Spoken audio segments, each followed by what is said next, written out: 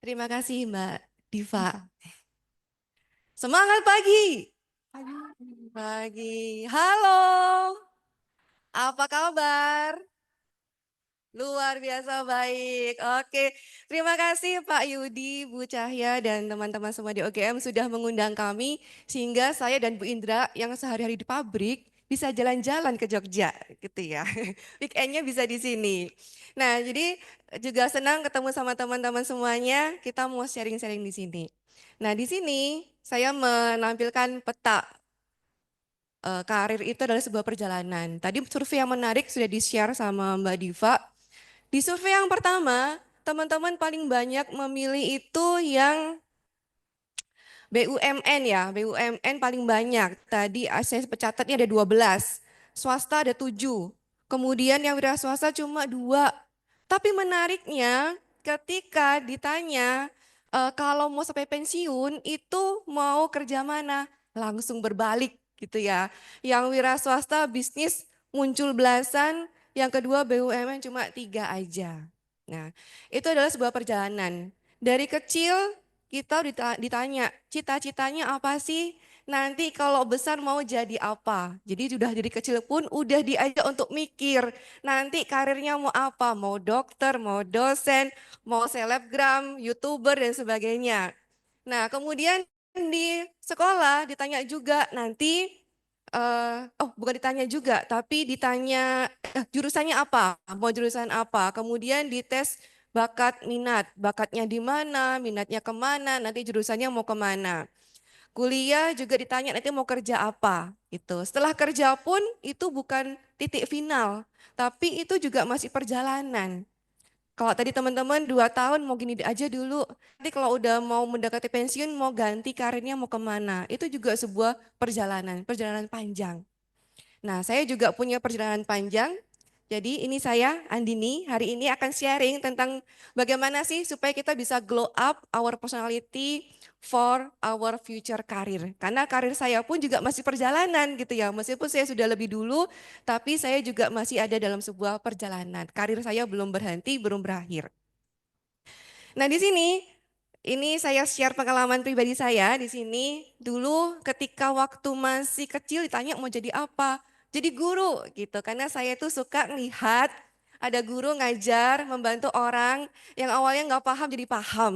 Jadi saya suka jadi guru. Tapi ketik itu waktu SD.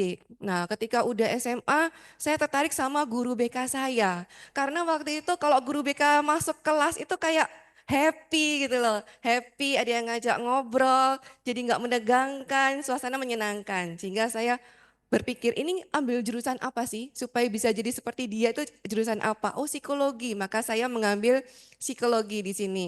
Ambil psikologi, terus ngambil profesi juga di psikologi. Di pekerjaan sempat jadi konselor di SMA, ketemu sama anak-anak SMA, kemudian sempat juga membantu di assessor dan lecturer di psikologi Ubaya. Jadi ini saya kayak nostalgia gitu ya, ketemu sama mahasiswa-mahasiswa lagi. 7 tahun saya di sana, tapi kemudian saya pingin apa lagi ya gitu ya. Jadi nggak pernah berhenti gitu, apa lagi ya. Udah cukup lama di sana, saya pingin terjun langsung ke dunia bisnis gitu. Kalau di kampus tuh kita lebih ke akademis. Di situ saya merasa terbentuk idealisme terbentuk, bagaimana metode kerja terbentuk, cara berpikir sangat teratur di situ. Tapi saya ingin mencoba bagaimana kalau di dunia bisnis, sehingga turun ke bisnis ada training, sempat ke Jakarta juga dan sebagainya. Dan sekarang di sini sebagai human capital di Lautan Natural Krimarindo. Gitu. Dan saya sangat enjoy di sini di LNK ini sangat enjoy sampai sekarang. Apa yang membuat saya enjoy? Nanti saya akan spill seperti apa di LNK itu. Nah, ini LNK. Teman-teman sudah ada yang pernah pakai fiber cream? Pernah. Yang sudah pernah siapa? Yang sudah pernah? Oke, terima kasih sudah pernah. Gimana rasanya fiber cream, Mas? Enak. Biasanya dibuat dibuat masakan apa atau minuman apa? Mm-mm. Oke, mantap. Terima kasih. Ya, jadi salah satu produk retail yang fiber cream ada produk retail yang LNK adalah fiber cream. Jadi LNK, perkenalan dikit ya, LNK ini besar di bisnis to bisnis. Jadi kita masuk ke industri-industri, mungkin produk-produk mie instan, ada produk kopi kemasan. Salah satu bahannya itu dari LNK. Jadi yang creamy-creamy itu ada bisa jadi ada LNK-nya. Nah, kemudian kita juga ke Horeca, ke kopi-kopi. Ya, kopi-kopi kemasan itu bisa jadi yang creamy-creamy itu ada LNK-nya di situ. Sebelum saya masuk ke LNK, saya suka banget sama sebuah kopi gitu ya. Kok enak banget langganan. Nah, ketika udah masuk ke LNK, alah ada LNK-nya gitu. Jadi semakin suka sama kopi itu. Nah, di B2C, di retail kita ada Fiber Cream. Sekarang juga mau launching produk baru. Jadi kita keluarkan LNK Cooking Series itu coconut milk. Jadi ada coconut milknya plus fiber creamnya gitu. Jadi gurih plus ada fibernya. Termasuk juga nanti yang ada LNK Barista Series. Jadi kita lagi emang kembangkan ke retail. Perusahaan pun juga berkembang gitu ya. Kalau LNK dulu survive dengan B2B, tapi kita nggak bisa bergantung seperti sama B2B. Maka kita berkembang ke retail juga. Di situ kita bertransformasi di sana. Nah, terus apa sih, kenapa sih kok saya ada di sini? Karena FTP, UGM dengan LNK itu udah kerjasama panjang banget lewat Bu Indra nih. Kita dihubungkan melalui Bu Indra. Ada berbagai macam, ada yang magang sekarang ada di masih di LNK di bagian quality assurance gitu. Masih bertahan di LNK sampai sekarang. Terus kerjasama penelitian itu bersama dengan Prof. Vikan dan tim, kita melakukan penelitian untuk mengembangkan produk-produk baru. Jadi kita udah sangat dekat dan di sini LNK ke sini untuk juga supaya adik-adik juga terbantu ya gimana untuk karir masa depannya. Nah, semoga kerjasama ini bisa terus berlanjut. Kalau di sini ini kan teman-teman udah mau lulus ya, kebayang nggak sih lapangan pekerjaan di masa depan tuh seperti apa?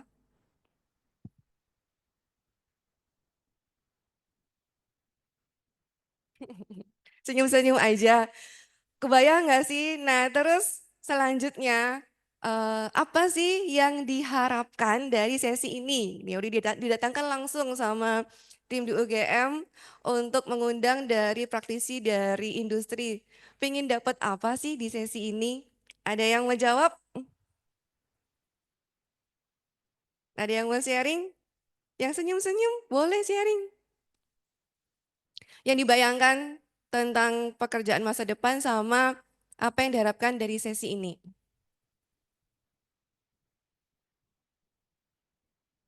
Oke, silakan.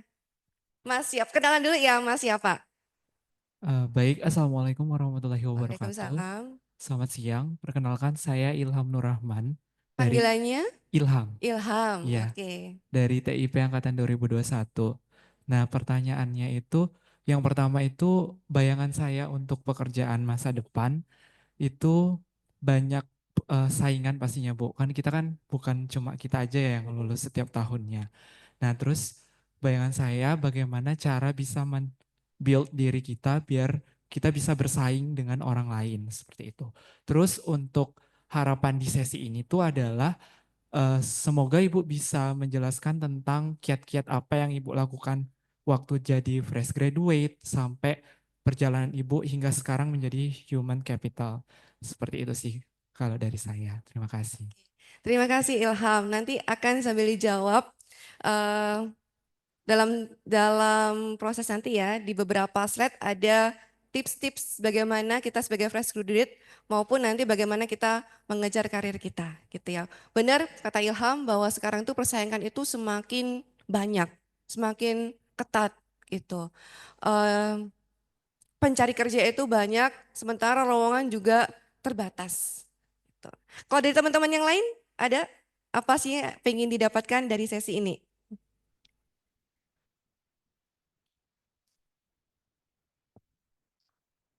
Dari Mbak Cantik dari yang pakai baju coklat boleh? Iya. Eh, Kalau dari saya sendiri, Mm-mm. kebetulan saya dari daerah timur, dari Mm-mm. Papua Selatan, Iya. Merauke.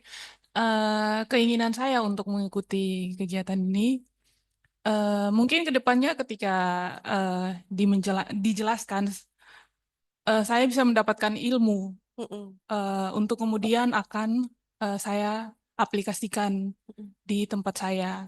Ya. Eh, dan harapan saya mungkin sama seperti teman tadi, bisa dijelaskan tahapan atau proses yang eh, dilakukan untuk sampai di tahap seperti sekarang ini. Tuh. Oke, terima kasih tadi dengan Mbak siapa? Sarah, Mbak Sarah. ya. Oke, terima kasih Mbak Sarah. Ya, karena Mbak Sarah dan Mas Ilham harapannya sama. Gimana sih caranya? Kayaknya nggak sabar udah dapat tips-tips. Kita mulai aja langsung.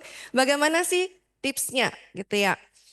Nah, ini mulai dulu dari sini. Ini kata-kata dari Prof. Renald Kasali. Ada yang belum tahu Prof. Renald Kasali? Orang pintar minum tolak angin. Ya, salah satu brand ambassador tolak angin. Seorang profesor yang fokus kepada perubahan, change. Beliau banyak menulis buku tentang change, tentang disruption, tentang quantum leap dan sebagainya. Gitu ya. Memang fokusnya di change. Nah, menurut Profesor Renal Kasali bahwa disruption adalah sebuah inovasi. Di sini, inovasi akan menggantikan seluruh sistem lama dengan cara-cara baru. Dengan pemain-pemain yang lama, dengan pemain yang baru. Teknologi lama dengan teknologi digital. Jadi semuanya akan lebih efisien dan lebih bermanfaat. Dunia terus berubah, berubah, dan berubah. Kalau dulu perubahan itu ya berubah tapi agak slow. Kalau sekarang semuanya berubah dengan cepat. Orang pun tetap harus belajar. Orang udah lulus kuliah tetap harus belajar. Jadi nggak ada namanya belajar tuh berhenti.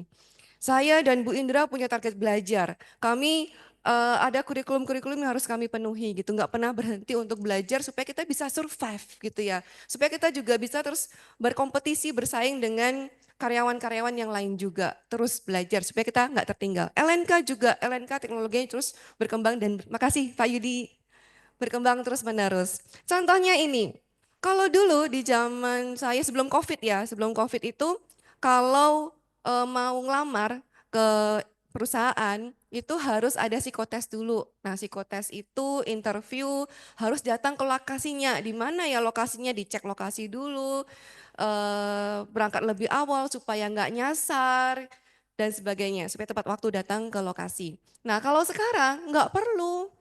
10 menit sebelumnya udah persiapan, sudah bisa.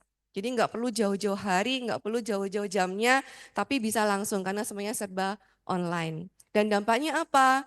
Nah, lembaga-lembaga psikotes yang tidak beradaptasi dengan proses digital yang akan tertinggal. Mereka banyak kehilangan klien-kliennya. Tapi perusahaan psikotes, assessment yang berkembang secara digital, mereka akan dapat banyak klien gitu. Mereka sangat berkembang saat ini. Itulah perubahan. Kemudian belajar di HC itu kan juga ada learning. Nah, proses belajar pun kalau dulu training itu hanya secara offline, datang langsung belajar langsung. Sekarang training bisa semuanya itu dilakukan secara online. Kita mau belajar di mana aja, kapan saja itu bisa. Bahkan sekarang kuliah juga ada yang online kan ya? Ya, kuliah online gitu. Di rumah nggak usah mandi, nggak usah ganti baju juga udah bisa ikut kuliah tanpa harus siap-siap jauh-jauh ke kelas. Nah, itulah perubahan. Nah, di LNK di tahun ini itu sudah berkembang secara digital. Bahkan kita udah mendapatkan award untuk Digi 4.0 untuk pengembangan digital yang agresif di LNK. Jadi kalau teman-teman nanti kunjungan nih ke LNK, jangan membayangkan kita melihat sebuah proses yang creamer-creamer yang berbau creamy, susu, jangan membayangkan itu. Karena nggak ada baunya, nggak ada hal apa yang dilihat. Semuanya itu mesin-mesin gitu. Ini semua mesin, mesin-mesin semua gitu. Jadi tidak ada hal yang menarik untuk orang awam melihat kecuali memang teman-teman yang belajar tentang teknologi karena kita semua sudah menggunakan teknologi di sini. Dan manfaatnya apa? Operator-operator, pekerja-pekerja yang manual kita udah nggak banyak pakai, tapi kita lebih menggunakan orang-orang yang mengoperasikan mesin di situ. Buat perusahaan ya kita lebih efisien, kita lebih efektif, tapi dampaknya juga ke pekerja bahwa kita juga tidak banyak lagi menggunakan operator gitu. Selalu ada plus minus dalam sebuah perubahan. Maka kita sebagai pekerja pun harus tetap survive supaya kita beradaptasi dengan teknologi dan kita juga yang menciptakan teknologi. Kita yang mengendalikan teknologi. Ini CEO kami, Bapak Hendri Gunawan, mendapatkan award untuk Digi 4.0 di tahun 2021 dan tahun ini 2024 kita menjadi lighthouse untuk percontohan dari perusahaan-perusahaan lain. Itu. Dan kami terus semangat berkembang kalau bisa nggak cuma Digi 4.0 tapi Digi 5.0. Kita terus berkembang. LNK punya semangat ke situ untuk terus berinovasi. Nah, itu perkembangan sehingga kita sebagai karyawan itu perlu mempunyai kompetensi yang sesuai dengan apa sih yang dimaui oleh perusahaan. Terus menerus berkembang. Ini di sini ada soft kompetensi dan technical kompetensi. Kalau technical kompetensi, teman-teman sudah belajar gimana sih cara mengoperasikan mesin, bagaimana untuk menciptakan sebuah teknologi untuk pertanian, bagaimana mengoperasikan alat-alat di lab, uji coba dan sebagainya. Teman-teman pasti sudah banyak dapat di sini. Tapi yang tidak kalah pentingnya adalah soft kompetensi. Soft kompetensi itu penting banget juga. Soft kompetensi itu terkait dengan bagaimana sikap kita, bagaimana kepribadian kita. Nah, spill nih buat teman-teman, kalau proses rekrutmen di perusahaan pada umumnya termasuk yang dilakukan oleh LNK, proses pertama yang akan dilihat adalah soft kompetensinya dibandingkan technical kompetensinya. Nah, biasanya kan ada CV nih ya, ada CV, ya kita akan lihat, oh lulusan FTP UGM bagus nih, ilmunya sesuai, udah pernah project ini, udah pernah magang di sini, kayaknya sesuai nih. Nah, pintu pertama masuk itu kan di human capital. Human capital ini tugasnya adalah menseleksi untuk soft kompetensi. Kira-kira kandidat ini cocok nggak ya untuk join di perusahaan kita?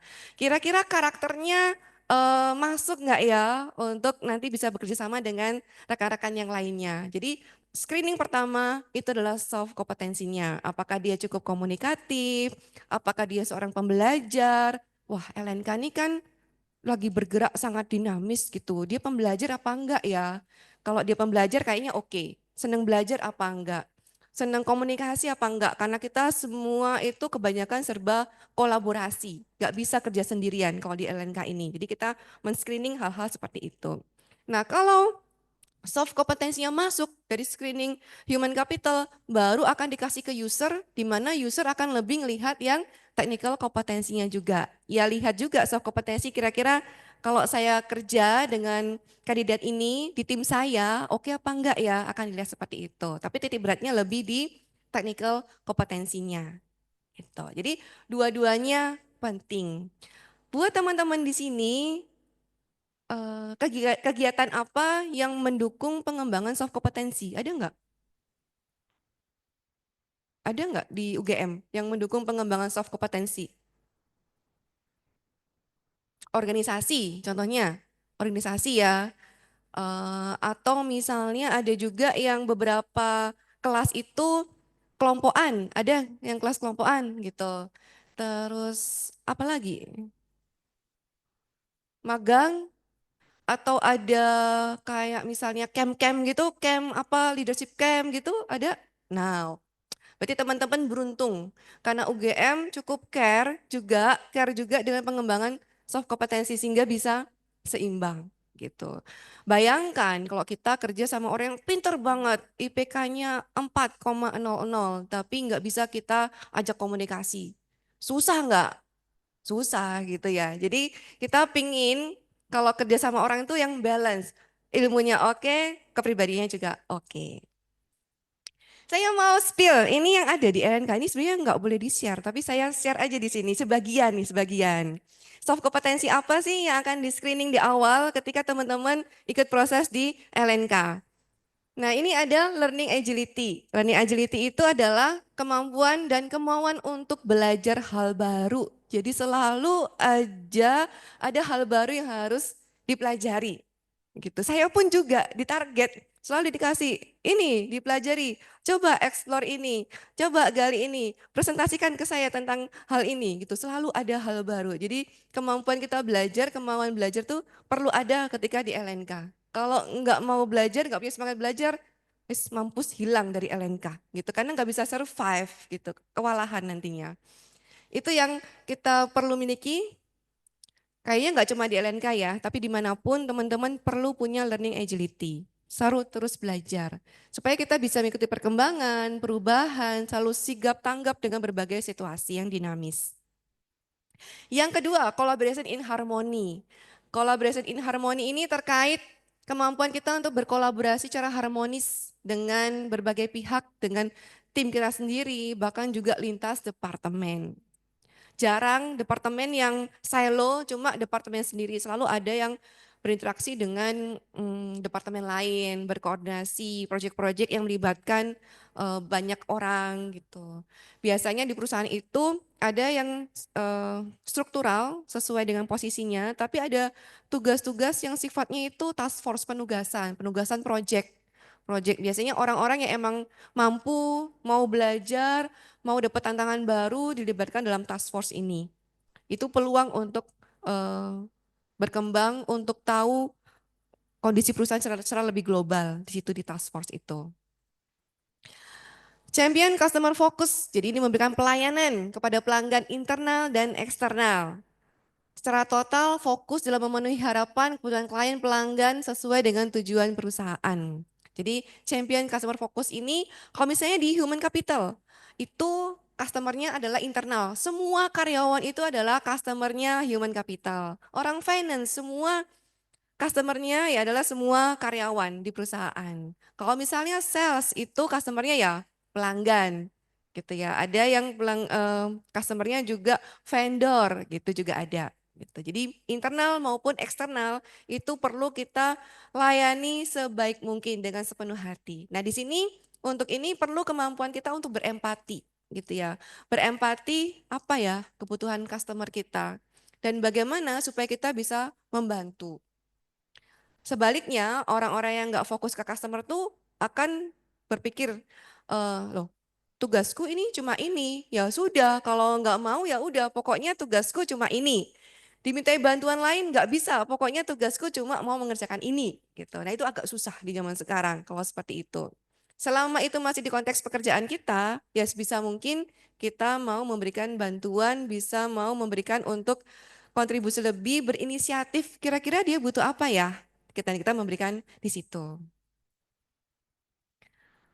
Deliver results, ini kemampuan untuk konsisten mencapai target kerja sesuai dengan standar yang ditetapkan, baik itu kualitas, baik itu kuantitas, waktu, sumber daya, dan juga kode etiknya.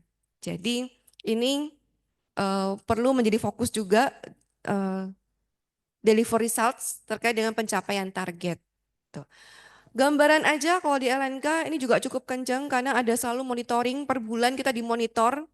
Sudah ada KPI-nya, Key Performance Indicatornya, target per bulannya berapa, kita disuruh mengisi dan report, bulan ini bagaimana, tercapai atau enggak. Kalau misalnya tercapai, oke, bagus, tapi enggak cukup di situ aja, selanjutnya mau pengembangan apa lagi. Kalau misalnya enggak tercapai, ditanya, kenapa kok enggak tercapai? Oke ya, ya akan ditanya gitu ya, ditegur juga. Tapi enggak berhenti juga di situ. Solusimu apa supaya nanti bulan depan bisa tercapai gitu. Jadi cukup kencang juga untuk dipantau karena bagaimana kita mau improve kalau kita nggak tertib, kalau kita nggak disiplin, kalau kita nggak terpacu untuk mencapai target. Gitu. Nah itu gambaran tentang kompetensi yang ada di LNK. Ada pertanyaan sampai di sini tentang LNK? Tadi saya melihat ada 7 orang nih yang milih swasta, mudah-mudahan LNK menjadi salah satu pilihannya untuk perusahaan swasta. Amin ya. Kita juga ada peluang nih berbagai, nanti Bu Indra akan sharing opportunity untuk di LNK. Ada pertanyaan untuk LNK? Lanjut ya. Kalau gitu kita mau self assessment. Ini salah satu tes yang dipakai di LNK untuk rekrutmen. Tapi ini versi light-nya, yang sederhananya aja. Supaya bisa dikerjakan secara langsung di sini. Nanti dari sini teman-teman akan tahu karakter saya seperti apa, karakter teman saya seperti apa. Teman-teman bisa menjawabnya dengan di kertas juga boleh atau di handphone aja gitu di handphone. Nah cara menjawabnya ini ada sebentar, 18. Ada 18 nomor. Silakan per nomornya itu ditulis pilihan teman-teman apa. Misalnya nih ya, yang pertama, B, saya mudah berkenalan dengan orang baru. D, saya merasa segan dan agak sulit memulai perkenalan. Nah, pilih satu pernyataan yang paling sesuai dengan diri teman-teman. Kalau dua-duanya, wah saya banget nih dua-duanya, tetap pilih salah satu mana yang paling. Kalau dua-duanya enggak, tetap pilih salah satu mana yang paling sesuai dengan diri teman-teman. Satu item, satu jawaban. Tulis aja hurufnya. Apa hurufnya? Yang belakang kelihatan? Kelihatan ya? Oke. Perlu dibacakan atau bisa langsung membaca sendiri? Oke, silakan. Kalau sudah, bilang sudah ya. Nanti kita lanjut ke halaman berikutnya.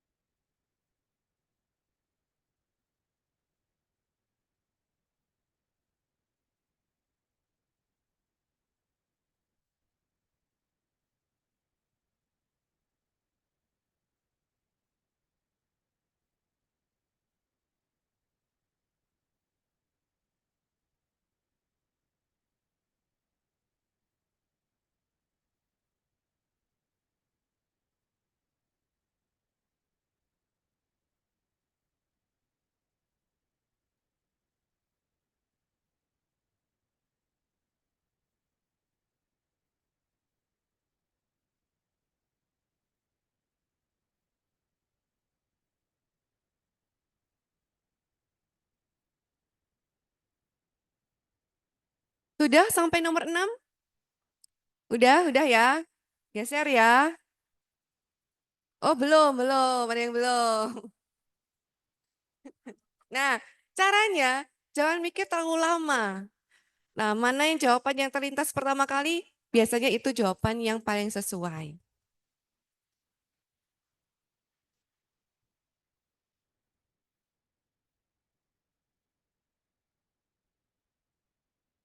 Sebelah sini sudah, tengah sudah, sebelah sini sudah. Geser ya. Nomor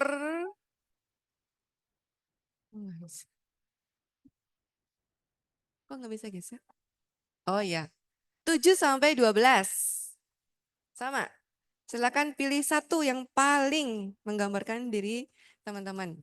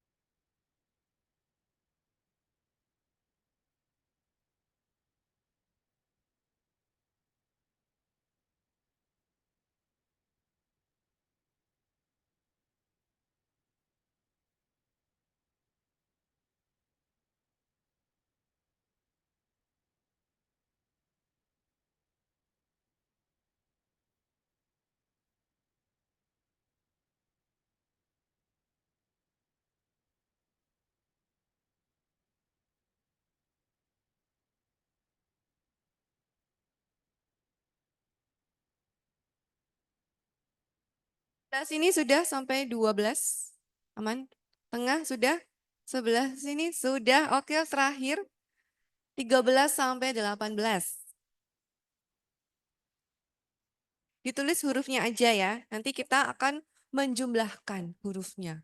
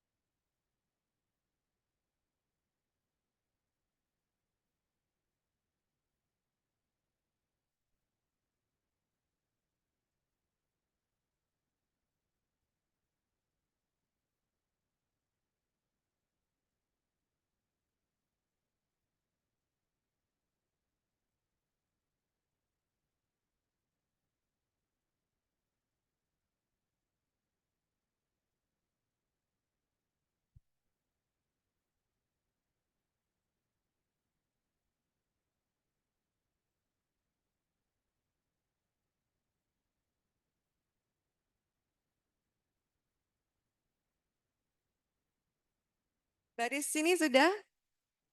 Sayap kiri udah? Tengah? Sudah? Sayap kanan udah?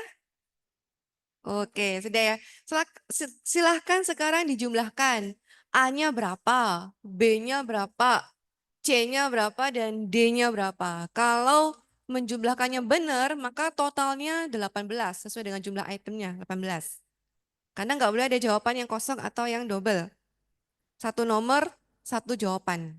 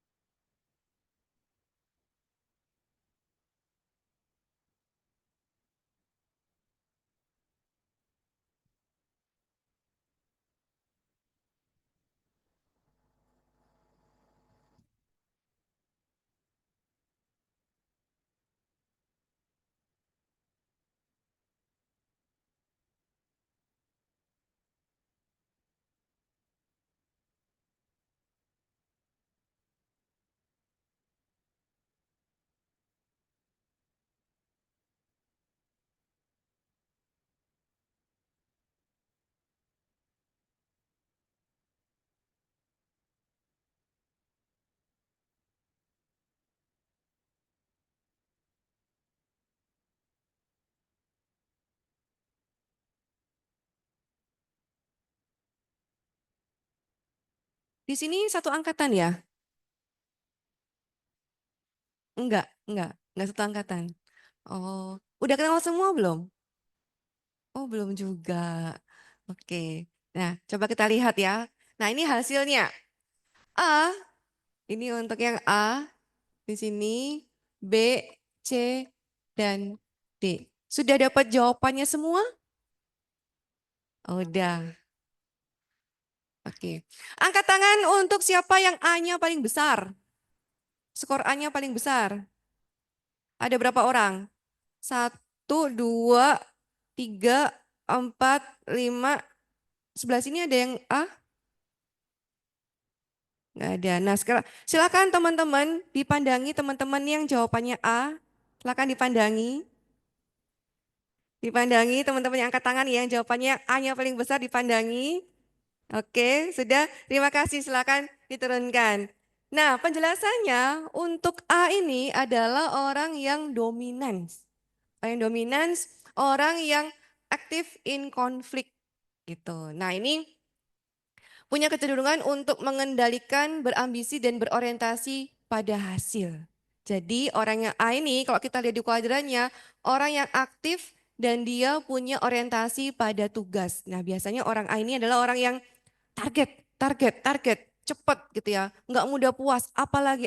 Biasanya muncul sebagai seorang pemimpin. Benar nggak buat teman-teman yang A tadi itu? Benar nggak?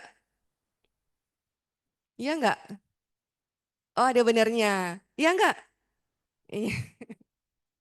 Biasanya percaya diri gitu ya, percaya diri, suaranya lantang, nggak suka lama-lama, langsung satset gitu. Nah, tapi biasanya ada orang yang nggak terbiasa, ada orang, bentar lah, jangan cepet-cepet lah gitu. Apa sih kok marah-marah gitu, padahal maksudnya nggak marah, cuma suara kenceng aja gitu. Nah itulah untuk teman-teman yang dominan. Kalau yang jawabannya B paling banyak, coba angkat tangan B, yang B-nya paling banyak.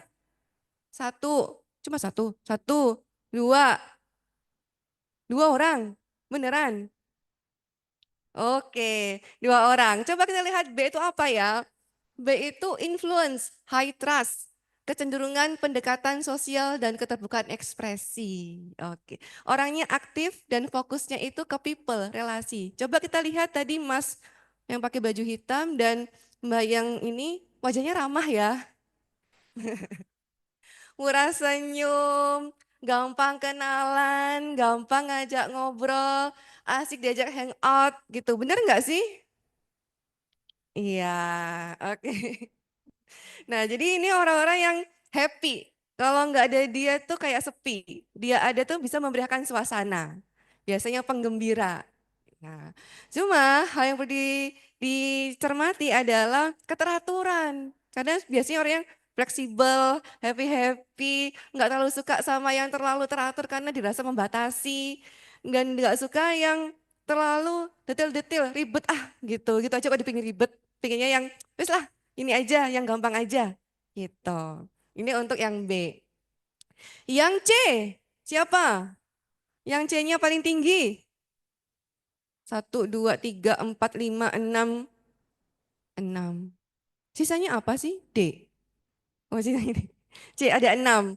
Ada 6 orang. Ini untuk orang yang steadiness, avoid conflict, mengendalikan diri, pertimbangan pada perasaan orang lain, dan team player.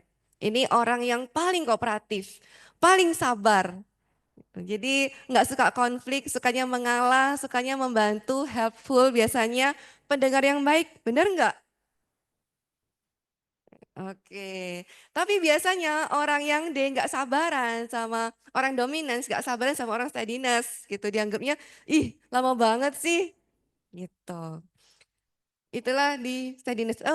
Biasanya juga steadiness ini sungkanan. Kalau misalnya ada yang nggak cocok sama dia, dia merasa tersolimi, nggak mau bilang gitu, dipendem aja gitu. Jadi orang nggak tahu dia itu seneng apa enggak sih, diem aja gitu. Sampai akhirnya dia meledak, temen-temennya kaget, ada apa?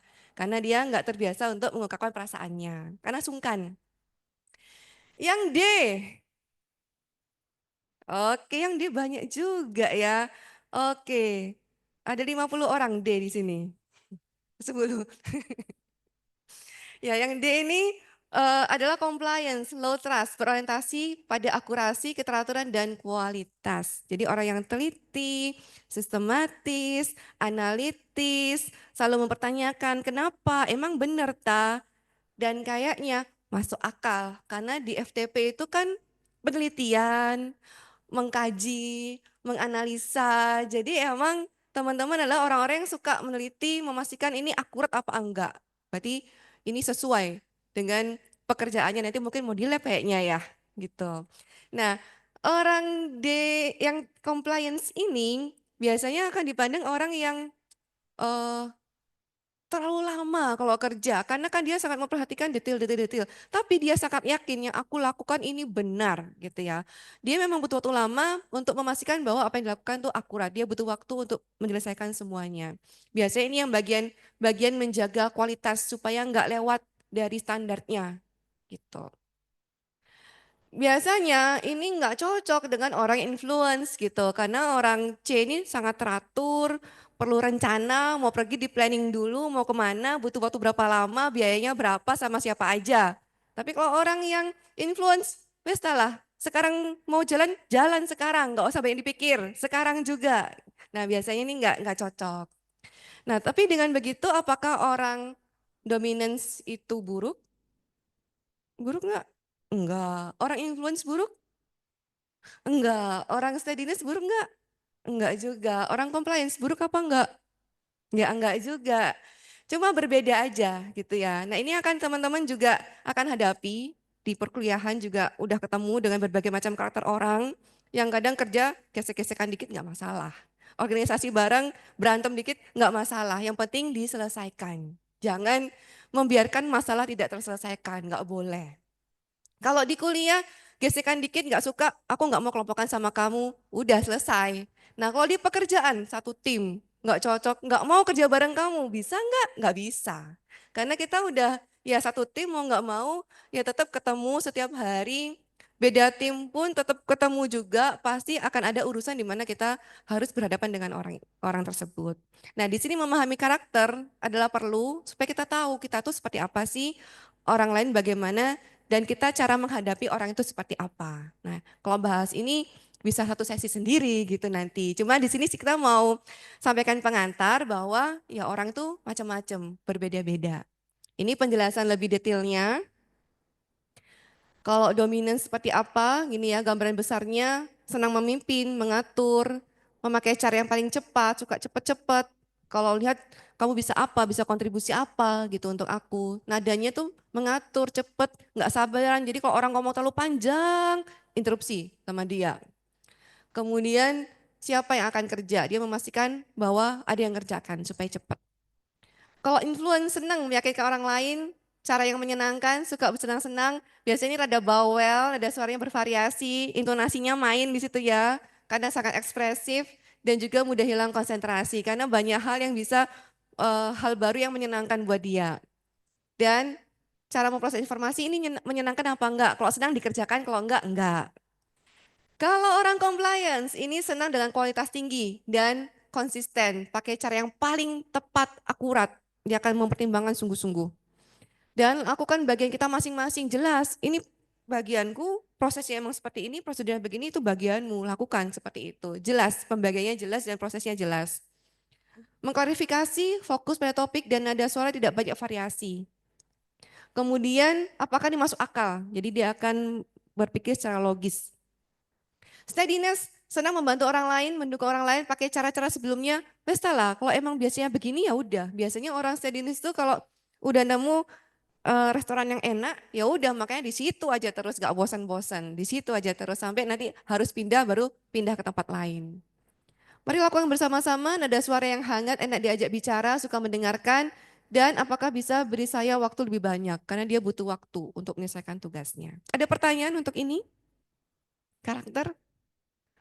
Lanjut ya. Selanjutnya ini, jadi kita dihadapkan tuh nggak cuma perbedaan karakter aja, tapi zaman sekarang kita dihadapkan pada perbedaan generasi. Generasi macam-macam. Di tempat kerja sekarang, baby boomer masih ada, mungkin beberapa orang kan ada beberapa yang udah pensiun tapi masih diperpanjang oleh perusahaan. Itu ada beberapa karena emang keahliannya masih dibutuhkan oleh perusahaan. Itu ada. Kita bisa lihat baby boomer itu kan lahir tahun 1946. Itu masa-masa di mana Indonesia baru merdeka, belum stabil. Bahkan ada beberapa masih kondisi perang. Sehingga memang mereka hidup dalam lingkungan yang keras. Sehingga terbentuk keras juga. Kita lihat karakternya, dia suka petualangan, menerima manajemen yang brutal dan struktural, pokoknya terima aja. Karena dia di kondisi politik saat itu memang harus menerima apapun kondisinya. Jadi mau kondisi apapun dia akan berusaha untuk menerima. Suka ketika merasa dihargai, dibutuhkan, hidup adalah untuk bekerja. Pokoknya kerja, kerja, kerja. Nah kalau yang Gen X di sini lahir tahun 65 sampai 80, ini kan masa-masa sudah merdeka ya. Merdeka, gimana caranya untuk survive, kenapa karakternya juga akan membentuk dia suka tantangan, suka kepemimpinan yang otoriter. Karena memang kondisinya waktu itu memang otoriter juga kondisi negara waktu itu. Instruksi langsung, orientasi pada tugas dan transaksional, kebebasan, suka termotivasi oleh kebebasan dan ketiadaan aturan karena sudah mulai merdeka zamannya di situ. Dan bekerja untuk hidup bagaimana supaya survive. Dan Gen Y ini milenial ini di mana kondisi udah mulai stabil di situ. Jadi mulai bekerja memikirkan masa depan. Dia punya tujuan apa? Kerja itu nggak cuma untuk hidup, tapi aku punya tujuan apa sih ke depannya?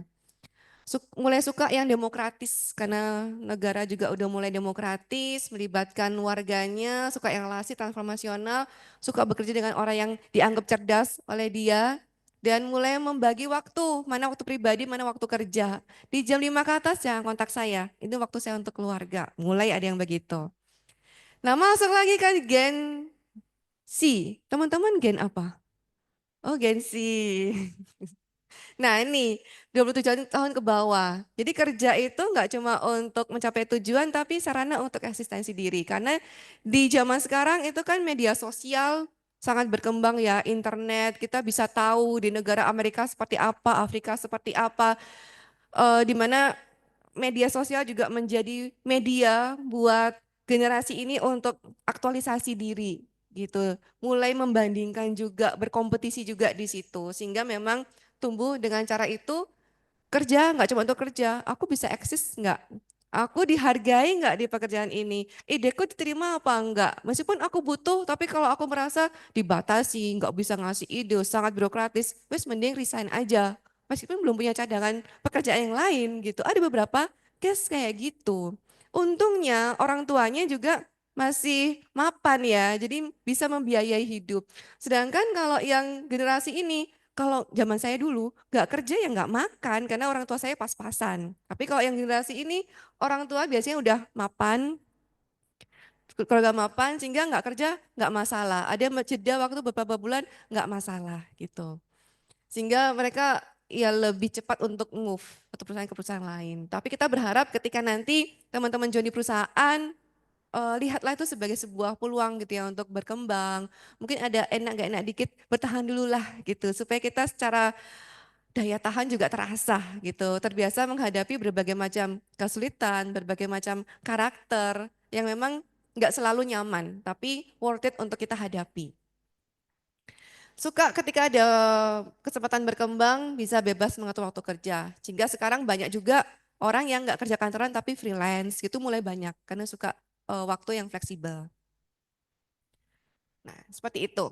Itulah perbedaan-perbedaan yang memang harus kita hadapi ketika kita ada di dunia kerja. Nah, dan ketika teman-teman mau masuk ke sebuah perusahaan, itu teman-teman punya hak untuk menseleksi juga. Bukan cuma kita yang diseleksi, tapi kita juga menseleksi perusahaan. Kira-kira perusahaan ini oke apa enggak ya buat saya. Maka pelajari perusahaannya. LNK itu seperti apa sih?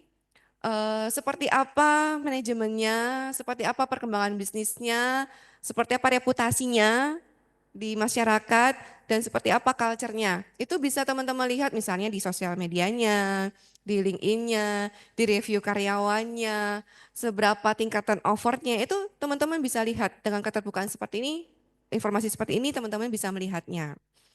Dan di LNK kita juga berusaha mengembangkan culture gimana teman-teman di karyawan itu bisa kerja produktif tapi juga nyaman. Karena dengan orang-orang yang happy, bekerja dengan happy, maka ide-ide itu akan keluar dibandingkan dengan orang-orang yang kerjanya nggak happy, merasa tertekan, berangkat terpaksa gitu, ide-idenya nggak keluar. Justru di LNK kita butuh ide-ide itu keluar, sehingga kita berusaha membuat gimana sih supaya kerja itu nyaman, warganya happy juga. Di sini ulang tahun, jangan khawatir kalau di LNK, pasti nggak akan ada yang lupa ulang tahun kalian. Kita rayain ulang tahunnya. Ini ada ulang tahun seperti ini.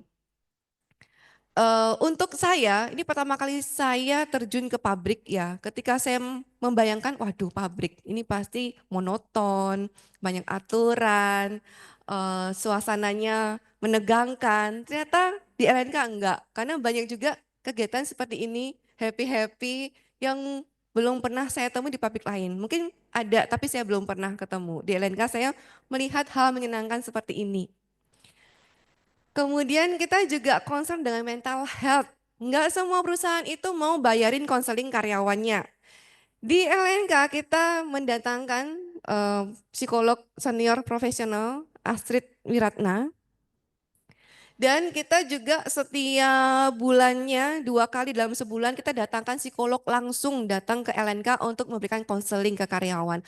Konseling apapun bebas gitu ya, mau konseling masalah percintaan, keluarga, atasan, beban kerja, apapun boleh gitu. Dan dijamin kerahasiaannya nggak akan bocor. Saya pun nggak tahu apa yang diceritakan ke psikolognya gitu. Dan apakah itu bermanfaat? Bermanfaat. Jadi karyawan punya media untuk cerita yang mungkin mereka nggak nyaman cerita ke atasan atau ke human capital, nggak nyaman, mereka punya media untuk cerita. Dan kadang-kadang tanpa saya meminta, asalkan karyawan yang meminta, tolong dong bilang ke psikolognya, sampaikan ke human capital, saya butuh di jembatani ini, disampaikan ke saya dan kita akan selesaikan. Gitu. Kalau dia meminta, kalau enggak tetap disimpan kerahasiaannya. Tuh. Dan kita juga memperkenalkan pabrik kita ke karyawan sendiri. Karena ada karyawan yang udah sekian lama tapi nggak pernah mengenal pabriknya seperti apa, nggak kenal produknya bagaimana. Jadi kita kenalkan namanya factory tour. Jadi karyawan dikumpulkan, kita ajak keliling pabrik untuk melihat pabrik, untuk cobain produk-produknya seperti apa. Gitu. Nanti tanggal 2 Januari kita udah merencanakan terkait dengan launching produknya LNK yang baru, semua karyawan akan kita kasih coba. Gitu, ada 400-an karyawan kita akan kasih coba supaya mereka rasain produknya LNK itu seperti apa. Dan berbagai event ini 17-an. Ini ulang tahun LNK. Jadi kita kerja seharian pakai kostum beginian loh, dari pagi sampai sore. Gitu, sampai panas-panas gitu, pakai baju adat. Ini juga kita pakai ungu-ungu, seharian kerja pakai ungu-ungu gitu. Kecuali yang di pabrik karena emang harus ada seragam pabrik. Tapi yang di office, ini pabrik ini di belakang nih, pabrik di belakang. Kita yang di office boleh pakai baju bebas sepanjang hari itu.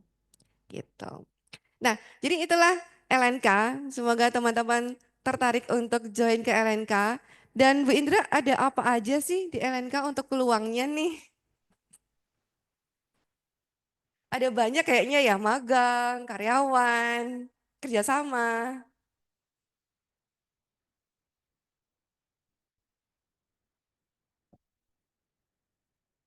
Oke, tadi dari kuis yang disampaikan oleh Mbak Diva, ada yang jadi wira swasta, kemudian ada yang PNS, ada juga yang apalagi tadi BUMN ya, Iya. masing-masing. Kalau di LNK sendiri masuk wira swasta, nah saat ini kami open untuk seorang peneliti. Kalau ada yang tertarik dengan kami, bisa langsung masukkan CV atau lewat Prof. Wikan untuk mengirimkan CV-nya akan kami proses untuk langkah selanjutnya rekrutmen. Tadi dijelaskan Ibu Andini, ada psikotes online, kami akan screening mana yang sesuai. Setelah itu nanti akan ada interview dengan user. Siapa usernya? Usernya adalah Product Development Manager. Jadi meskipun di perusahaan jangan kepikir pabrik itu setiap hari kerjanya dari mesin A, pindah mesin B, pindah mesin C. Enggak. Kami juga punya pusat penelitian yang kami wajib penuhi setiap tahun, wajib upload jurnal internasional 2, wajib jurnal nasionalnya 4. Setiap bulan wajib ada 1 improvement di Departemen Development. Jadi yang suka meneliti, kami sangat open di sini. Dari Foodtech semuanya ya di sini, teknologi pertanian ya. Oke, kami sangat terbuka. Kalau nanti tertarik bisa ngobrol sama saya di belakang. Seperti itu. Bu Andini mau cerita nggak interviewnya seperti apa sih di LNK itu? Atau mau langsung latihan di sini? Ini udah bisa nggak ya? Sudah mau wisuda kan ya? Bisa. Ini bisa dipakai ketika nanti masuk di perusahaan BUMN. Udah pasti ada interview. Ya. Mau Saya di interview. Oh, Atau dia mau coba, mau di mau interview? coba aja? Langsung praktek. Ada yang mau? Ada yang mau? Ayo teman-teman. Atau sudah ada yang pengalaman pernah interview di organisasi? Biasanya kalau masuk organisasi ada interviewnya ya? Oke, ada. Boleh cerita salah satu dulu?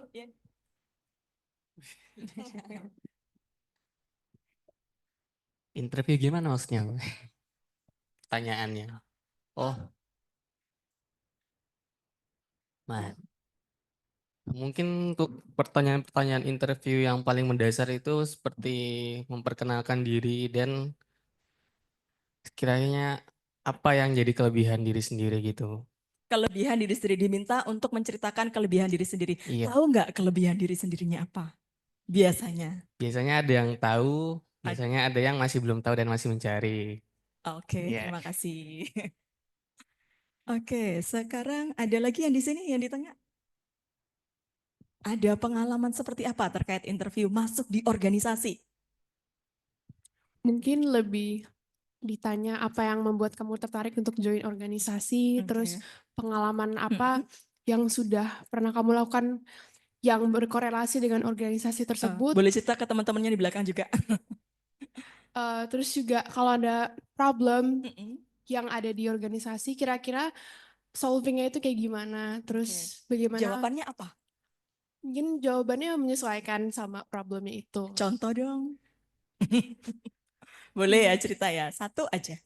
Jawabannya apa waktu itu? Mungkin kemarin itu ada pertanyaan tentang bagaimana kalau di tim kalian ada satu anak yang nggak bisa memenuhi target ataupun dia ada masalah sama lingkungannya yang mana dia nggak bisa mengerjakan suatu project ini. Terus apa yang harus dilakukan? Jawabannya apa kemarin? Kemarin mungkin jawabannya sangat klise dan simple. Mungkin kita approach anaknya dulu, ada masalah apa, terus bisa kita tanyain baik-baik, terus kira-kira kamu sanggup gak sih kayak kalau target ini buat minggu depan atau bulan depan kamu Bisa bisa nggak nggak gitu ya? Oh, gitu. oke. Baik, terima kasih. Kita ke kelompok yang di sana. Mas yang di pojok pakai kacamata. Boleh cerita, ada pengalaman apa? Cek, cek. Ada pengalaman apa? Boleh cerita ke teman-teman ya, nggak cuma ke saya. Pengalaman wawancara ya. Mm-mm. Eh, kalau Pengalaman saya sendiri pribadi kalau tentang wawancara mungkin hanya di sebatas himpunan. Ya mungkin basic-basic aja seperti yang sudah disampaikan sebelum-sebelumnya. Itu mungkin nama, perkenalan diri, kekurangan, kelebihan. Lalu mungkin yang saya amati atau yang saya lebih tekankan itu mungkin kalau misalnya Anda nge-set suatu goal, itu errornya yang bisa Anda toleransi terhadap error yang Anda berikan itu seberapa. Nah itu mungkin Oke. yang paling sering saya dapatkan kalau diwawancara seperti itu. Jawabannya apa terakhir kemarin di wawancara itu? Itu udah bertahun lalu ya. Boleh, boleh. Cerita Eh, aja. ya mungkin semisal gagal, misalnya ini gagal ya, itu misalnya ada acara nanti kita ngeset untuk satu angkatan gitu, dan nanti eh, preventifnya harus ada, lalu misalnya harus setengah dari target harus ada atau minimal berapa supaya tidak merugikan secara dana. Kalau misalnya biasanya kalau di acara itu patokannya dari dana ya, karena kan kita mahasiswa jadi dananya juga terbatas. Mungkin patokannya dari dana supaya nggak rugi banyak gitu aja mungkin. Oke, terima kasih. Jadi langsung ngomong angka ya, biar Iya, nggak rugi. iya Ini biar loh gampang. tipsnya. Oke, terakhir dari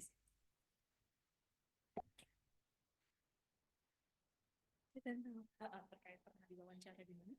Jadi kalau misalnya dari wawancara, saya pengalamannya dari himpunan. Jadi seperti yang teman-teman yang lain juga tadi perkenalan diri, bagaimana tentang kelebihan dan kekurangannya, kemudian ketertarikan terhadap divisi yang ingin di-apply apa gitu. Terakhir ikut, sorry, maksudnya posisi apa yang di-apply? Divisi apa? Terakhir sih di himpunan itu di divisi namanya itu publikasi dan desain gitu. Publikasi dan desain. Sekarang saya kembali lagi. Kenapa tertarik dengan publikasi dan desain? Seperti itu ya kira-kira waktu itu pertanyaannya. Jawabannya? Karena kan saya kebetulan punya skill di bidang desain gitu. Jadi saya apply di bagian divisi tersebut. Oke, jadi jawabannya kebetulan saya punya Ya, kompetensi kompetensi di bidang desain. tersebut ya. Oke, saya kembalikan Ibu Andini. Ibu Andini sekarang jadi mahasiswa baru ya. Ya, ya. Oke, Iya. saya sebagai tim Human Capital, Ibu Andini sebagai mahasiswa baru. UGM Oke. FTP 2024 wisuda 2025 ya. Ya. Benar, oke. Kita mau cerita ini Bu Andini apply untuk posisi apa ya? Enaknya. Untuk staff training. Staff training. Mm-mm. Oke, Tapi staff FTP ya? FTP. R&D aja ya biar gampang ya. R&D aja, R&D. Sudah familiar dengan R&D ya? Research Development atau Innovation biasanya? Ya. Oke, baik. Ini Bu Andini masuk ya di ruangan. Kita Iya. santai aja. Selamat pagi Bu Indra. Selamat pagi. Segar sekali Bu Andini datang pagi ini ke ruangan Iya, saya. makasih Bu Indra. Oke, nah biasanya tim HC itu akan probing, opening. Jadi biasanya akan dibuat nyaman teman-teman. Oke, berapa jam dari rumah ke sini? 2 jam Bu, dari 2 Malang. jam. Saya dari Malang ke Cukup Surabaya. jauh ya? Iya, 2 jam. Oke, naik apa ini dari Malang ke Naik. LNK? Diantar sama orang tua. Berarti ditungguin ya? Iya, ditungguin. Oke, ditungguin orang tua. Ini biasanya nilainya lebih ke santai ya, nggak ada nilai ya buat ini ya, lebih ke biar lebih deket aja. Kemudian kita baru ngomong, oke, ini Andini lulusan dari FTP UGM 2024, jurusan Foodtech ya? Iya. Foodtech. Kemarin tahu aplikasi ini dari mana ya? Saya lihat di Instagramnya LNK lagi ada lowongan Bu, dan saya tertarik dengan LNK, dan kayaknya jurusan saya sesuai dengan lowongan di R&D. Oke, tertarik dengan LNK dan sesuai dengan pendidikan. Oke, baik. Kemudian untuk Andini sendiri boleh cerita nih selama di perkuliahan terkait apakah masuk di organisasi, pernah magang, atau pernah ikut project ketika di perkuliahan. Boleh cerita, kita santai aja. Ini biasanya kalau HC-nya yang santai ya. Jadi zaman sekarang jarang sekali ada HC sebutkan nama kamu. Udah nggak ada.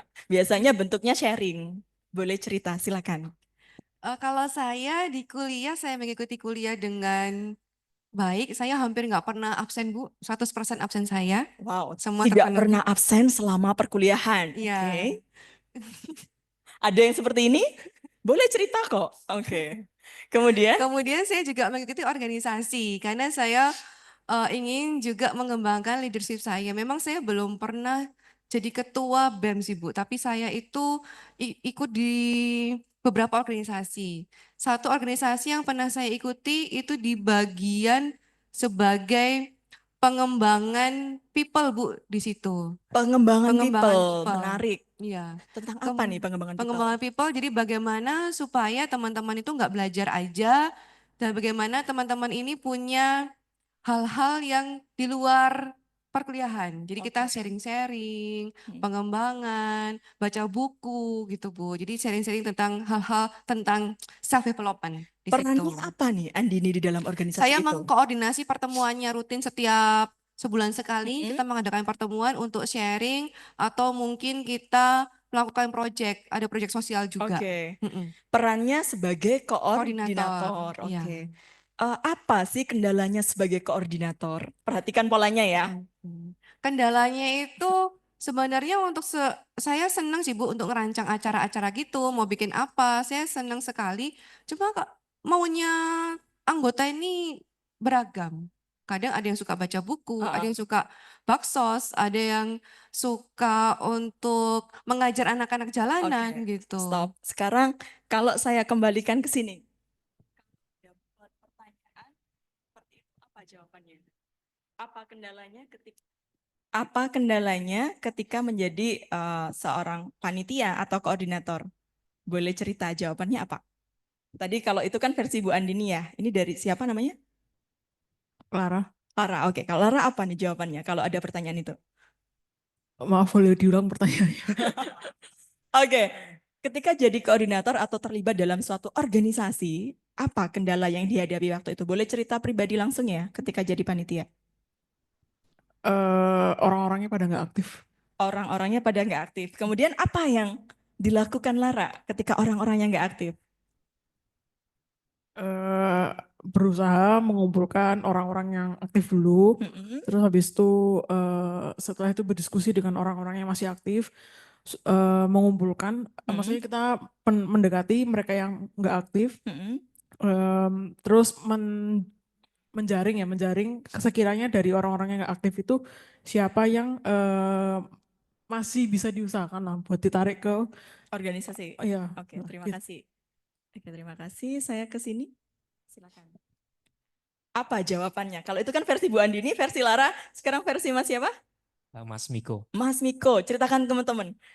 Apa yang dilakukan Mas Miko ketika mengalami kendala di sebuah organisasi itu sebagai koordinator? Masalah yang sering terjadi itu biasanya anggota-anggotanya tidak aktif atau tidak menjalankan tugas yang sudah dikasih. Apa yang dilakukan? Biasanya menanyakan terlebih dahulu kenapa Tidak tidak aktif. aktif, apakah ada kesusahan atau ada yang dibingungkan terkait tugasnya. Oke, ada lagi? Udah gitu. Sudah, oke. Saya ke ujung sana. Mas yang ini bajunya hitam ada coklatnya.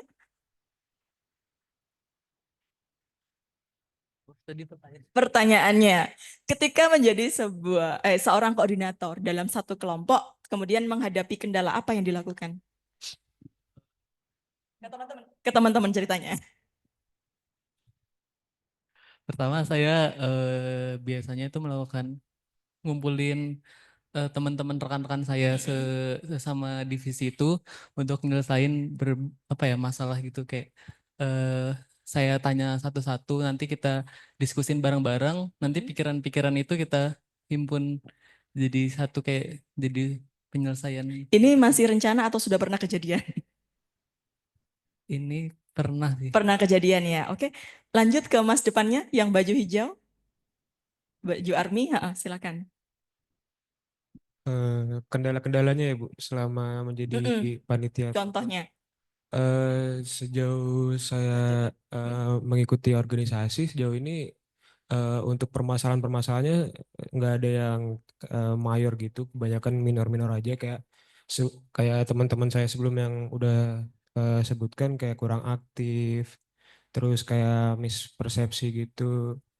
Terus untuk solusinya apa kayak lebih di eh, rangkul aja sih Bu, kayak berbicara gitu-gitu, kayak ya udah kayak kenapa nggak aktif gitu-gitu, kayak Oke, baik. kayak Terima gitu. kasih. Sudah ada polanya ya. Kalau tadi jawaban Ibu Andini, setelah Ibu Andini menjelaskan masalahnya apa, Bu Andini melakukan apa, yang terakhir solusinya apa. Jadi Mas siapa tadi? Mas siapa? Billy. Billy. Dari Billy juga ada. Dia melakukan apa, yang dia lakukan endingnya sampai solusinya apa. Tadi Lara juga ada ya. Jadi mengumpulkan orang, kemudian apa yang dilakukan selanjutnya. Jadi kedepannya teman-teman kalau interview di perusahaan juga seperti itu. Apa yang dilakukan dan resultnya apa. Sekarang Bu Andi ini boleh jawaban gimana sih jawaban yang ini tidak ada poinnya Bu ketika interview. Contohnya. Jadi dengan pertanyaan, ketika Andini menghadapi kendala di satu organisasi, apa yang terjadi? Boleh cerita? Ya, karena memang orang-orangnya susah diatur nih, Bu. Jadi saya sudah aturkan jadwal, tapi nggak ada yang ikut, ya sudah. Saya kayaknya memang mereka nggak mau aja, Oke. gitu. Jadi dari jawaban ini kita sudah melihat orangnya tidak bisa diatur. Masalahnya siapa? Bukan Andini kan? Yang punya masalah banyak orang. Apa yang dilakukan? Ya sudah, dia nggak mau tahu. Jadi tidak ada hal yang dia lakukan. Dia hanya menyerah pada keadaan. Orangnya susah, nggak mau dikasih tahu, ya sudah. Tidak ada hasil, tidak ada kegiatan. Seperti itu. Kemudian kita ke next pertanyaan. Selama skripsi, biasanya teman-teman ada skripsi ya, atau tugas akhir. Skripsi. Kalau skripsi, hal apa yang paling sulit yang dihadapi? Mengatur waktu sendiri, Bu. Kalau misalnya kuliah kan ada jadwalnya ya, tinggal mengikuti kapan harus belajar, ujian, mengumpulkan tugas. Kalau skripsi ini kan cuma titik awal dan titik akhir, tengah-tengahnya saya harus ngatur sendiri. Gitu. Jadi kapan saya harus membuat target sendiri, kapan saya harus selesai bab 1, kapan saya harus selesai bab 2, bab 3, dan seterusnya. Jadi saya membagi waktu saya sendiri. Kapan saya akan mengerjakan, kapan saya istirahat, saya atur sendiri, Bu. Oke, jadi di sini apa yang terjadi dengan kandidat ini? Satu, dia menyatakan apa sih kesulitannya mengatur waktu. Dua, dia cerita apa yang dia lakukan. Yang ketiga, hasilnya apa. Jadi di sini ada poin-poin ya yang harus dijawab oleh teman-teman. Satu, munculkan masalahnya apa. Yang kedua, apa yang dilakukan. Kemudian yang tiga adalah hasilnya apa. Dan itu adalah 3 poin yang udah pasti ditangkap oleh seorang yang menginterview. Kalau tidak ada itu, ya sudah Bu. Atau ada cerita yang cukup panjang. Boleh ada contoh Bu Dini? Di mana cerita panjang tidak ada poinnya. Yang satu pertanyaan dari saya mungkin Andini akan jawab 30 menit. Tapi nggak ada poin. Boleh satu sampai sore nanti. Boleh satu cerita aja yang mungkin beberapa kalimat. Apa yang terjadi ketika Anda menjadi seorang koordinator, tapi di situ ada kendala? Boleh dijawab. Jadi waktu itu saya bertemu, saya punya tim ada 5 orang, dan orang A ini karakternya dia itu suka sekali untuk memburu-buru pekerjaan. Yang kedua ini suka sekali dengan hal-hal yang hore. Yang ketiga ini suka sekali dengan untuk hal-hal yang sifatnya administrasi. Yang keempat ini suka dengan hal-hal yang sifatnya perlengkapan. Dan yang kelima ini suka dengan hal yang sifatnya apa yang mengumpulkan orang gitu untuk berkoordinasi, bernegosiasi. Nah, dari sini kemudian saya akan mengenali seperti apa karakter masing-masing orang ini seperti apa, sehingga nanti pendekatan saya bisa sesuai dengan masing-masing karakternya seperti itu. Dan kemudian saya akan melakukan pendekatan personal satu persatu, di mana saya akan melakukannya mungkin sesuai dengan waktunya masing-masing, bla bla bla bla bla bla. Oke, itu nanti teman-teman bisa melihat seorang yang menginterview. Baik. Biasanya gitu. Baik. Berarti itu kalian sudah terlalu banyak yang diceritakan, tapi nggak ada poinnya. Kalau menurut Mbak Reza. Mbak Nereza, apa komentarnya terkait hal ini? Yang terakhir tadi. Iya, yang terakhir. Terlalu panjang dan terlalu ngalor ngidul gitu sih, Bu. Betul. Jadi memang ini terlalu panjang dan nggak ada poinnya. Dia nggak tahu apa yang dilakukan. Dia menceritakan cerita-cerita tapi nggak ada poinnya. Masalahnya apa nggak tahu. Apa yang dia lakukan nggak ada. Solusi apalagi. Jadi kalau pas ketika teman-teman interview, yang pasti ada 3 poin tadi yang harus ada. Masalah apa yang dilakukan, yang terakhir hasilnya apa. Atau kalau lebih baik lagi ada evaluasi ya Bu Nini ya. Setelah solusi sampai ngomong evaluasi. Oh, evaluasi saya dari kegiatan ini adalah seperti ini Bu. Sehingga kedepannya tidak akan terulang kembali. Itu. Ada yang mau jadi di sini? Oke, sudah ya. Oke, terima kasih. Ada pertanyaan silahkan, boleh sharing bareng di sini. Oke, teman-teman bisa yang mau bertanya, kita buka 2 dulu kali ya Bu ya, Boleh, mengingat boleh. keterbatasan waktu. Silakan. Mungkin dari teman-teman ada yang mau bertanya, mumpung ada HR langsung. Mau tanya tips-tips. Oke, silakan. Oh iya.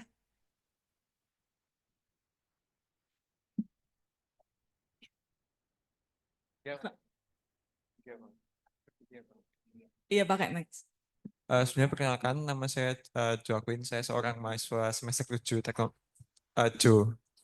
saya seorang mahasiswa semester 7 jurusan Teknologi Panas Pertanian. Saya mungkin agak apa ya, tadi kan telah menjalani self assessment itu kan salah satu tools yang dipakai kan pakai DISC ya tadi ya. Nah, kira-kira kalau untuk secara kalau misalkan di LMK sendiri itu biasanya assessment tools apa lagi yang dipakai selain DISC itu yang bisa jadi indikator untuk penerimaan ibaratnya staff gitu selain DISC mungkin yang bisa jadi pertimbangan lainnya gitu. Oke, baik. Jadi memang kan ada 2 kategori ya. Ada satu untuk psikotes, satunya lagi untuk interview. Jadi poinnya sama-sama 50% kalau kita untuk karyawan baru ya. Kalau kita mau psikotes, DSC itu penting. Kenapa? Kita harus mengenali pribadi orang, yang pasti. Yang kedua untuk placementnya dia di mana cocoknya. Indra, saya orang I. Jadi saya cocok mungkin di sales, mungkin di HC yang banyak omong. Tapi contohnya saya ada orang yang detail tadi ya. Ada yang teman-teman di sini tadi paling banyak di C ya, di detail ya tadi ya. Itu cocoknya di mana? Cocoknya mungkin di accounting, udah pasti. Kalau di HC kayaknya nggak cocok karena kita berhubungan dengan people. Itu fungsinya DISC. Yang kedua itu terkait IQ, biasanya dites. Kenapa sih IQ itu selalu dites ketika kalian masuk di perusahaan? Karena IQ adalah pintu utama, ini bukan masalah pinter nggak pinter ya, tapi pintu utama orang itu seberapa besar bisa menyerap informasi atau seberapa besar orang ini bisa mendelegasikan, koordinasi, itu kayak paket gitu loh. Jadi IQ pasti dites, saya yakin itu. Dan kalau kita ngomong DISC, tools untuk psikologi sendiri itu selain DISC banyak sekali untuk mengukur perilaku tentunya. Biasanya ada tambahan, biasanya Picostic ya, atau alat ukur yang lain kayak menggambar dan sebagainya. Jadi di situ nggak ada benar salah, tapi lebih ke penempatan. Cocoknya orang ini sebagai apa? Sales kah? Accounting kah? Sebagai peneliti kah? Kalau saya jadi peneliti, udah nggak mungkin lolos, udah pasti lewat. Karena saya banyak omong, peneliti yang dituntut untuk rapi, teratur, fokus, udah pasti kacau penelitiannya. Nah, itu fungsinya mungkin ada 2, 3, sampai 4 tes yang terkait perilaku. Tapi tujuannya nggak ada benar salah ya. Kemudian terkait IQ juga bukan masalah pinter nggak pinter, tapi lebih ke seberapa cepat, seberapa banyak dia mampu memproses informasi. Seperti itu. Biasanya itu kayak paket paling banyak 11 tes, paling sedikit 7 untuk digabung-gabungkan seperti itu. Atau deret angka biasanya muncul. Kraepelin, apa itu banyak ya. Jadi itu lebih ke mengukur ketelitiannya teman-teman. Seberapa teliti sih? Seberapa kuat sih orang ini untuk menghadapi kendala-kendala di depannya seperti apa, itu akan diukur. Akan menghadapi psikotes itu. Psikotes terkait perilaku, kemudian terkait IQ, dan yang ketiga mungkin ada angka untuk validasinya ya Bu Dini ya. Seperti itu. Ada lagi? Silakan. Cukup ya? Oke, terima kasih. Oke, terima kasih. Selanjutnya ada lagi yang mau bertanya? Dipersilahkan. Atau mau sharing, ada Atau pengalaman? sharing. Atau mau latihan sama Bu Iya, Andini atau langsung? konsultasi ini masih bisa dibuka layanan Atau mau konsultasi. latihan interview di sini boleh sama Bu Andini? Ayo. Cukup? Atau Pak Sakti mau latihan interview, Pak? Jangan nanti saya dimarahi Bu Cahaya dikiranya mau resign. Oke, dan pastikan yang mau di-apply itu pasti sesuai dengan diri teman-teman juga. Ini kan Gen Z ya. Kalau nggak cocok pasti resign kalau Gen Z ini Bu Dini. Jadi kalau tertarik di sales, tadi dengan Mbak siapa? Mbak siapa? Mbak Vina ya. Di sales marketing pasti kegiatannya happy Mbak, ada promotion, ada branding, aktivasi di lapangan, itu pasti menyenangkan. Tapi kalau kamu apply sebagai peneliti, mungkin kamu bisa, tapi kamu bisa stres di situ. Jadi kalau Gen Z saya rasa pasti kalian akan mencari yang sesuai dengan passion masing-masing. Tapi kalau seorang C yang benar orang detail, joy di marketing, dia bisa jadi data analisnya ya Bu Dini ya. Bukan marketingnya tapi data analisnya. Jadi apakah seorang yang detail nggak bisa masuk marketing? Bisa jawabannya. Tapi biasanya sebagai analis di departemen marketing. Untuk menentukan strategi ke depannya mau dibawa kemana marketing ini. Seperti itu. Ada lagi mau sharing? Ada Mbak? Ayo. Boleh? Mau sharing apa? Gak ada? Iya. Iya silakan. Mungkin mau tanya aja Bu, apakah bisa seseorang memiliki kepribadian yang nggak stagnan? Jadi dia mungkin di tes awal kepribadiannya C, terus nanti mungkin selama dia ada bekerja, terus lingkungannya yang beragam, terus kepribadian jadi berubah ke D ataupun ke apa tadi? Oke, Bu Dini Ke boleh C gitu. dibalikin slide-nya kali ya. Terus apa bisa, pertanyaan yang pertama, terus yang kedua, kalaupun orang tersebut ditemukan kepribadiannya mungkin lebih dari satu yang bisa shifting, nah itu bagaimana sikap company terhadap kasus tersebut? Apakah orangnya tersebut dipindahkan Oke, baik. ke pekerjaan lain? Ini sebenarnya saya ngomong awalnya nanti pembagiannya di Bu Dini ya. Kenapa dipindah, kenapa enggak ya Bu Dini? Oke, di sini ada 4 kotak ya, A, B, C, D ya. Saya langsung ngomongnya dominan, influence, steadiness, sama compliance di situ. Mungkin nggak orang itu berseberangan gitu kan ya. Compliance tapi influence, gitu kan ya inti pertanyaannya. Biasanya rata-rata kalau orang itu influence itu gandengannya biasanya bisa jadi yang dominan, aktif di atas, atau yang sama-sama di bawah. C ketemu S, compliance ketemu steadiness. Kemudian biasanya apakah dominance bisa ketemu compliance? Bisa. Biasanya satu range, satu baris. Kemudian di sini influence bisa jadi orang ini steadiness. Orangnya I dan juga orang S. Jadi jarang sekali yang nyebrang. Contoh nih, saya orang happy, hore, orang marketing, suka brand, tiba-tiba saya jadi orang paling detail. Sangat susah biasanya. Dan jarang, kalaupun ada, itu sangat jarang ditemukan. Kemudian apakah orang yang mungkin, apa ya ini ya, S ya, S itu orang yang pengendalian dirinya baik, gak mau rame. Kalau kita ngomong sosok presiden siapa? Bapak SBY. Kalau orang D itu seperti apa? Seperti Donald Trump.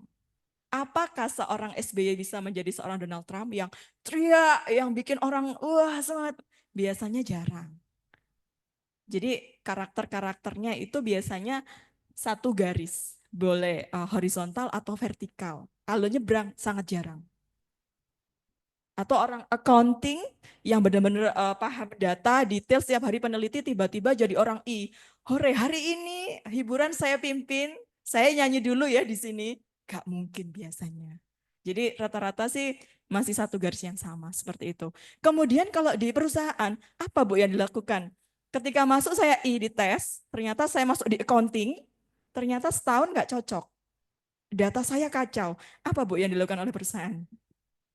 Oke, ya menjawab dulu bahwa karakter itu bisa berubah nggak bisa berubah karena manusia itu dinamis, nggak stagnan. Manusia itu bisa berkembang, berubah, beradaptasi dengan lingkungannya. Kalau misalnya orang I masuk ke accounting, ya berarti ya kita evaluasi. Nah ini yang merekrut gimana ini ya? Kok orang I dimasukkan ke accounting, tesnya lolos apa enggak gitu. Harusnya kalau orang ke accounting kita cari orang yang emang C, kepribadiannya C, teliti, teratur gitu. Berarti kan ada tanggung jawab perusahaan di situ yang ketika seleksi kenapa meloloskan.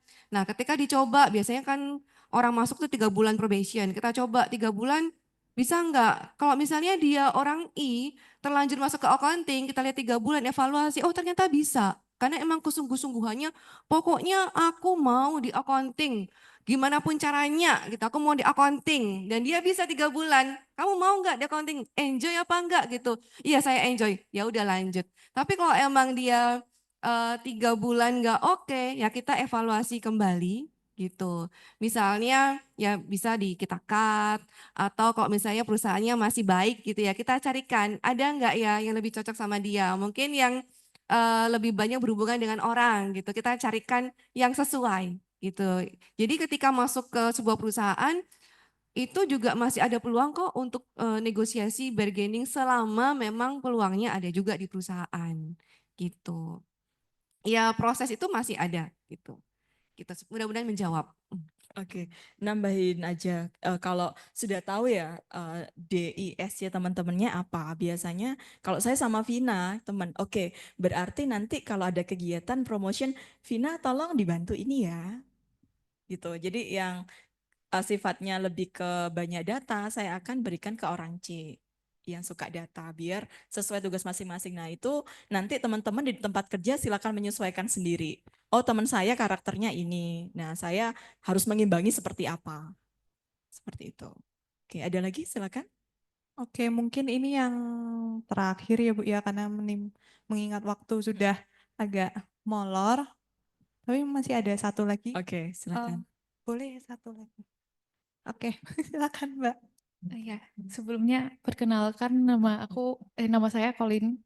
Saya juga pernah magang di LNK. Kalau misalnya Ibu ingat. Jadi saya lebih mau tanya soal yang interview. Misalnya kalau saya ditanyain soal perjalanan skripsi, mungkin saya akan fokusnya ke hal-hal yang ada masalah apa dan terakhir hasilnya seperti apa gitu. Jadi mungkin di suatu proses pasti ada hal-hal yang nggak bisa kita kontrol, di mana setelah menunjukkan upaya atau melakukan upaya untuk mengontrolnya tetap gagal misalnya, Bu. Dan pasti ada evaluasinya. Jika saya menjelaskan itu ke human capital, mungkin dari gimana human capital menangkap kegagalan saya itu, apakah fokusnya ke kontribusi yang udah saya lakukan ataukah fokusnya ke hasilnya tetap aja gagal gitu. Itu satu. Dan yang kedua adalah tips mencari pengalaman, mau dilihat dari prosesnya atau kontribusi saya di sana yang bisa menunjukkan sisi positif saya di cerita itu gitu misalnya. Oke, saya jawab langsung ya Bu Dini ya. Oke, kita ngomong yang pertama dulu. Apakah ketika hasilnya nggak baik, hasilnya pasti interviewnya jelek, nggak lolos? Oh enggak. Pasti tim HC juga kami akan jeli untuk melihat seberapa banyak effort yang dikeluarkan. Apakah sudah benar? Contoh, apa yang kendalanya apa yang dihadapi? Kendalanya ini Bu, ternyata dari hasil penelitian saya endingnya nggak berhasil karena mikroba lalalanya itu tidak bisa menghasilkan dari target yang sudah ditentukan. Kemudian HC akan tanya, apa saja sih yang sudah dilakukan oleh Corin? Ya, Corin ya. Apa saja? Dia akan cerita, satu Bu, saya pre-assessment dulu. Mikrobanya seperti ini, produk saya seperti ini. Saya melakukan 3 kali uji lab. Uji lab pertama hasilnya A, uji lab B hasilnya B, C sampai berapa ya? Dari situ Bu, ternyata dari evaluasi saya memang tidak bisa dilakukan. Saya juga sudah punya literasi loh Bu di sini. Dari jurnal ABC, dari profesor ABC ada ini. Jadi dia sudah melakukan banyak hal.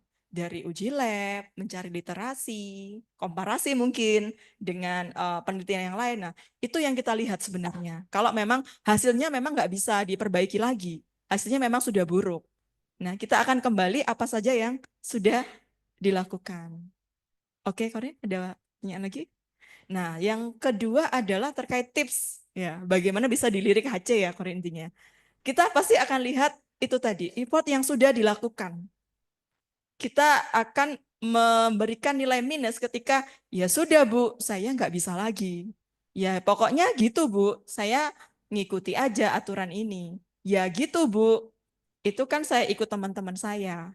Jadi kita lebih ke poin apa yang sudah dilakukan dan apa saja yang intinya caranya dia untuk mencapai tujuannya. Walaupun tujuan itu nggak kesampaian. Seperti itu. Ada tambahan silakan. Atau sudah cukup Mbak Diva? Oke, mungkin sudah cukup ya Ibu. Udah menjawab belum Mbak? Sudah? Sudah Ya, ya. mungkin Oke. bisa kita cukupkan. Sekarang kita beri tepuk tangan yang meriah untuk Bu Andini dan Bu Indra. Terima kasih banyak Bu atas insight dan juga tips-tipsnya, sangat bermanfaat jujur buat kita semua. Semoga nanti teman-teman ke depannya kalau misalkan mau mendaftar, ingat pesan Ibu, apa tadi Bu pesannya? Pesannya pokoknya cari masalah, menjelaskan masalah, action dan juga hasil ketika dalam wawancara. Jangan cari masalah yang Iya, tidak bukan. bisa menjelaskan Iya. ya. Terus juga tadi terkait tentang opportunity di PT LNK, nanti bisa melalui Melalui Ibu saya Bu Indra atau Prof Wikan. Prof Wikan. Ya, Bu. Nanti Ya. bisa, saat ini kami sedang mencari seorang peneliti memang. Mau tertarik? Ya, tertarik daftar. Ah, ah. Gas, nanti langsung diwawancaranya sama Ibu. Oh, sama Bu Indra dulu. Sama saya dan Bu Dini juga. Oh iya, nanti bisa langsung latihan gitu, langsung sama Bu Indra dan Bu Andini. Dan mungkin terima kasih banyak sekali lagi untuk Ibu Indra dan juga Bu Andini terkait materinya hari ini sangat bermanfaat bagi kita semua.